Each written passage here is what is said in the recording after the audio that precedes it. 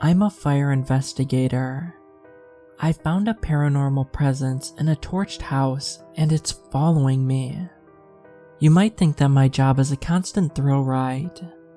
Others might presume I sift through cinders all day. The truth is somewhere in between. I'm a fire investigator for one of the largest counties in California. Structures ignited by accident, code-related incompetence, or malice need my skill set. It's not my job to find out who did it, but to discover the cause. I've been in this profession for half a decade, and I've seen my share of horrific sights. I learned early on how pyromania is the least likely reason why arson occurs. A small number of people do get a sexual thrill out of it, but revenge is a far more common motive. Years ago, I responded to the scene of a nightclub burned down by a man. He was told to leave earlier in the night by the bouncer. He came back with a canister of gasoline purchased at a convenience store a few blocks away. He spilled it all over the front stairs, which happened to be the sole exit of the establishment. He threw a lit match on the fluid. 80 people died, and 116 more suffered life-altering burns. The smell of their bodies, coupled with the way the smoke wafted off their singed flesh, stayed with me to this day. A year ago, I collected evidence in a case where an ex-cop once attempted insurance fraud. He left his home as an incendiary pileup. The neighbor's place became a conflagration as well. The next-door family's 2 children screamed while carried away on gurneys. Both had third-degree burns. The most recent call I was on, though, is one which stands above the rest. I responded to a report of a house leveled by a blaze. It was a single-story 3-bedroom in a rundown part of the city. The height of the flames gave the street luminescence. An array of police cruisers and a fire truck on the block made it resemble a war zone. Once the firefighters had extinguished the inferno, it was time for me to get to work. The investigation started out with my typical protocol. I suited up and evaluated the area for any current safety hazards. The house was empty, rented by a single man, who was at work in his job as a long-haul trucker. His shift was going to end with bad news of the worst type. A few people in the neighborhood did step out to see what the spectacle was. No witnesses who may have seen it from the very beginning came forward at any point. The surface level of the place was tough to trudge through, and yielded nothing for me. I suspected the blaze had come from the subterranean part of the structure. I walked down into the basement. The stairs were concrete. I had the feeling this may have been a bachelor pad at one point, albeit a crude one. The space had a dirt floor. There were no visible remnants of chemical containers. I collected debris and was about to head back upstairs when something caught my eye. Movement stirred to my left. I shifted my body in the direction of the rustling. An elderly woman sat on a heap of ashes with globs of paint in her hands, the liquid glowing as if it were radium. The strangest part was how she had no burn marks. There was not a single strand of singed hair on her head. "Are you injured?" I asked. She looked at me but did not respond. I pulled out my flashlight. I got a better glance at the wall behind her. An old yellow symbol was there, an incomplete cursive O, with its left bottom half missing. There was a pronounced swish through it. "The sign is more powerful than you," she said. "It will control you." I had no weapons on me. My getup consisted of an incident report notebook, a can to contain evidence, and a set of tweezers. My toolbox with sharp objects was around the perimeter near the caution tape, out of reach to me then.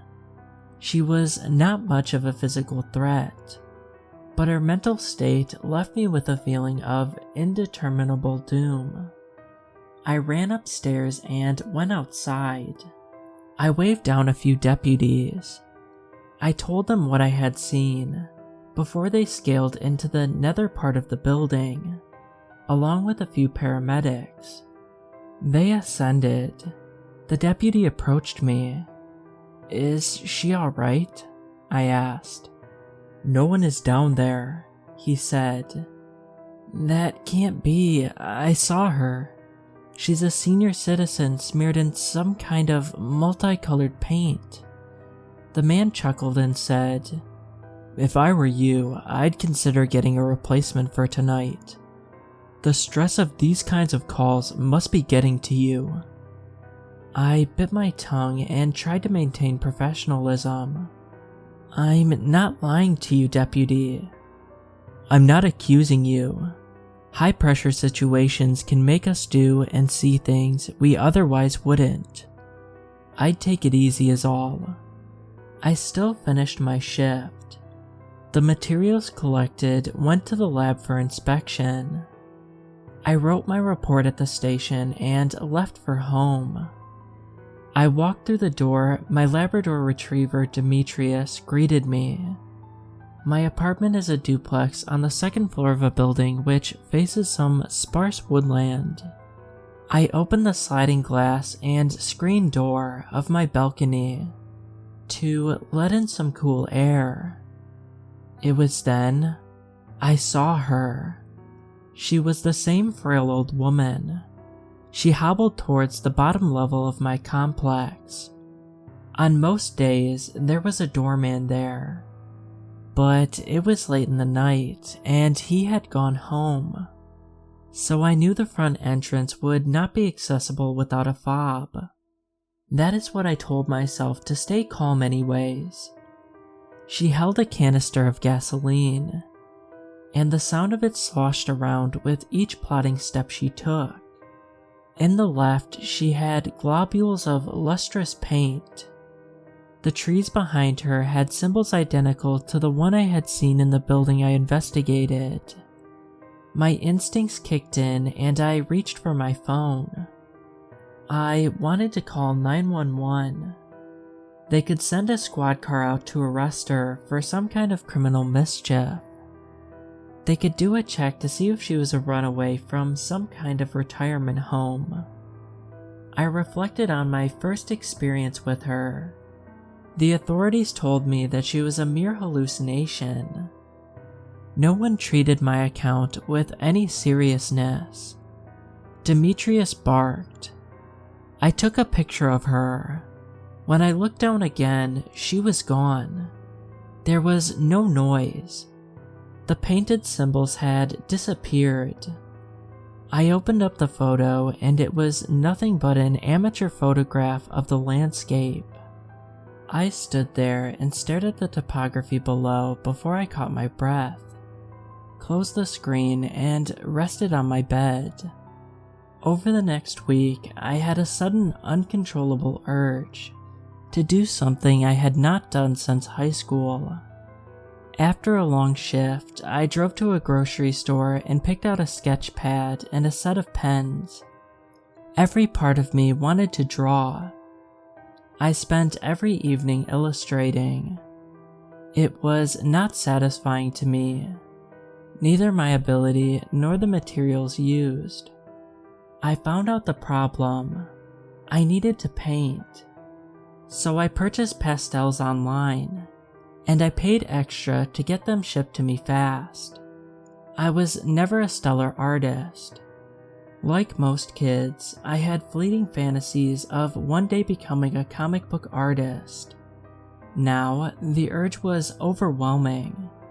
The activity carried me away, and made me forget what my day job was.